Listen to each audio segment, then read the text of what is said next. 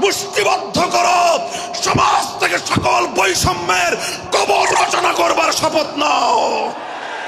হে হতাশাগ্রস্ত জাতি, আসো আল কোরআনের কাছে, আমরা তোমাদেরকে মুক্তির বার্তা শোনাই, আমরা তোমাদেরকে সান্ত্বনার বাণী শোনাবো। আসো হাতে হাত রাখি, সমস্ত বৈষম্য, জুলুম, স্বৈরতন্ত্রের কবর রচনা করে আল্লাহর কোরআনের সমাজ গড়বার জন্য হাতে হাত রাখি। যদি ইনসাফ কায়েম না করা যায়, ইসলাম অনুসরণ করা যায় না, যদি বেইনসাফের বিরুদ্ধে লড়াই না করতে পারো, মিথ্যে মুসলমানিত্বের দাবি ত্যাগ করো।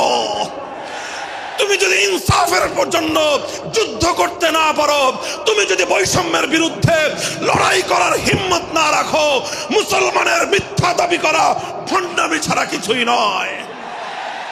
আর সর্বোপরি যদি একটি বৈষম্যহীন সমাজ গড়বার জন্য শাহাদাতের রক্ত দিতে হয়, আবু সাঈদদের মতো বৈষম্যের বিরুদ্ধে বুক পেতে দিয়ে জীবন দেওয়ার জন্য শপথ নিতে হবে।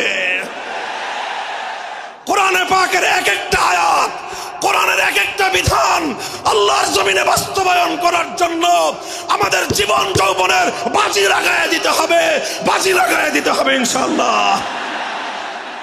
ইনসাফ কায়েম করতে গিয়ে শুধু যদি নিজের সন্তানের হাতের উপর দিয়ে যায়, সে হাত স্তব্ধ হয়ে যাবে না, সে হাত থমকে দাঁড়াতে পারবে না। যেখান দিয়ে ইনসাফ যাবে সেখান দিয়ে ইনসাফকে চালিয়ে দিতে হবে। এই সমাজ, এই জমিন এখন বিপ্লবী চায়। সে বিপ্লব আব্রাহাম লিঙ্কনের আদর্শের বিপ্লব নয়, সে বিপ্লব কার্ল মার্কস, মাও সেতুং আর লেনিনদের বিপ্লব নয়। বাংলার মাটি আরেকটা বিপ্লব দেখতে চায়, সে বিপ্লব হবে আল কোরআনের বিপ্লব, সে বিপ্লব হবে ইসলামী সমাজ গঠনের বিপ্লব। সেই বিপ্লবের জন্য 2000 যুবক নয়, যদি 2 লক্ষ যুবকের তাজা বুকের শাহাদাতের রক্তের প্রয়োজন হয়, সে রক্ত দেওয়ার জন্য শহীদ ঈদগাহে কারা কারা জমায়েত হবে, কারা কারা জমায়েত হবে। হ্যাঁ, এটা শুধু কথার কথা না, শপথ। এটা কথার কথা না, শপথ। এটা অঙ্গীকার। কার সাথে? কার সাথে?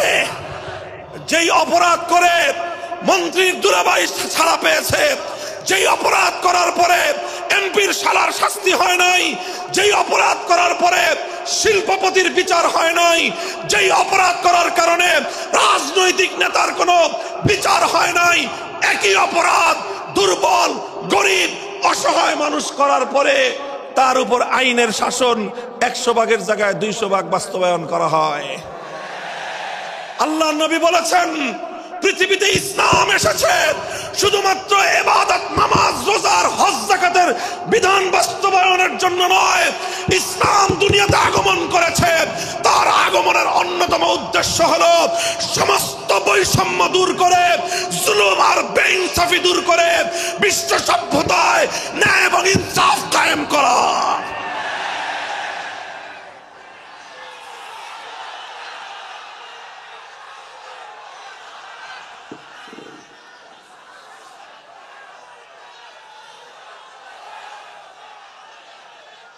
মনে রাখবেন, বৈষম্যহীন সমাজ গড়া এটা শুধু বৈষম্য বিরোধী ছাত্র নেতৃবৃন্দের দায়িত্ব নয়।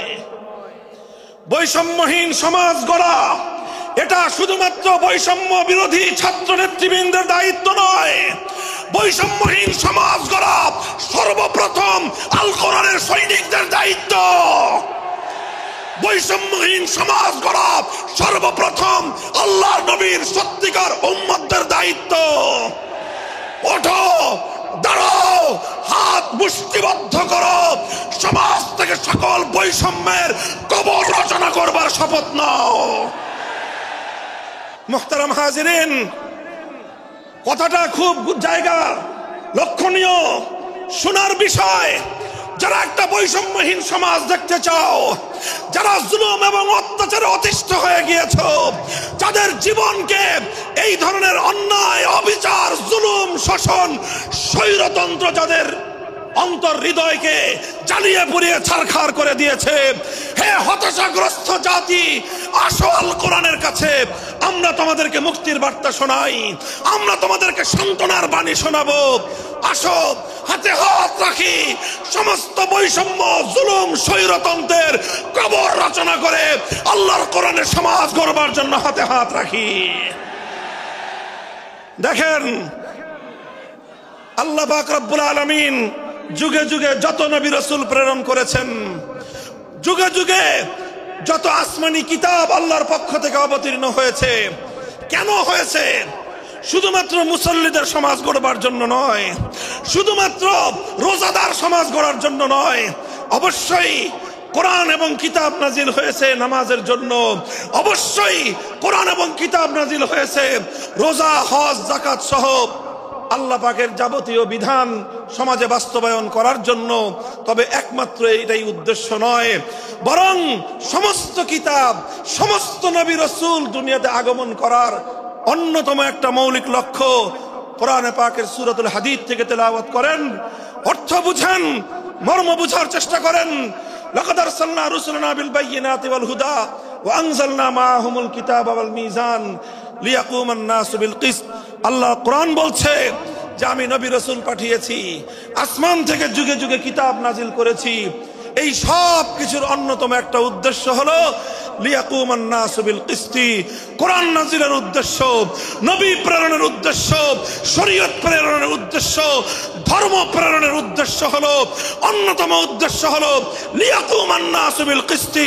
মানব সমাজ থেকে অন্যায়, অবিচার, জুলুম, শোষণ দূরীভূত করে ন্যায় এবং ইনসাফ কায়েম করা, এটাই হলো ইসলামের অন্যতম মৌলিক লক্ষ্য। যদি ইনসাফ কায়েম না করা যায়, ইসলাম অনুসরণ করা যায় না। যদি বেইনসাফের বিরুদ্ধে লড়াই না করতে পারো, মিথ্যে মুসলমানিত্বের দাবি ত্যাগ করো। তুমি যদি ইনসাফের জন্য যুদ্ধ করতে না পারো, তুমি যদি বৈষম্যের বিরুদ্ধে লড়াই করার হিম্মত না রাখো, মুসলমানের মিথ্যা দাবি করা ভণ্ডামি ছাড়া কিছুই নয়।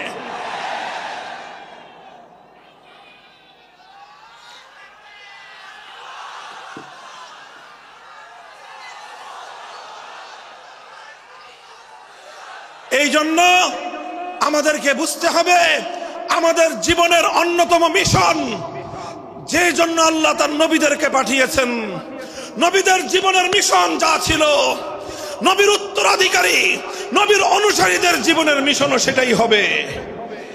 বলেন কথা ঠিক না বেঠিক? যে পথে গিয়েছে নবীদের জীবন, সে পথে যাবে আমাদের জীবন।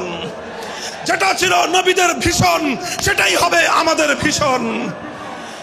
যদি এটাই হয় সত্য কথা, এটাই যদি হয় শপথ, তবে বৈষম্যহীন সমাজ গড়বার জন্য যা করতে হয় তাই করা আমার আর তোমার জিম্মাদারি। যদি সেজন্য আমাদেরকে ঘাম ঝরাতে হয়, ঘাম ঝরানো আমাদের দায়িত্ব। আর যদি সেজন্য চোখের অশ্রু দিতে হয়, চোখের অশ্রু দেওয়া আমাদের দায়িত্ব। যদি সম্পদের কোরবানি করতে হয়, মাল সম্পদের কোরবানি করা, সেটাই আমাদের জীবনের দায়িত্ব এবং উদ্দেশ্য।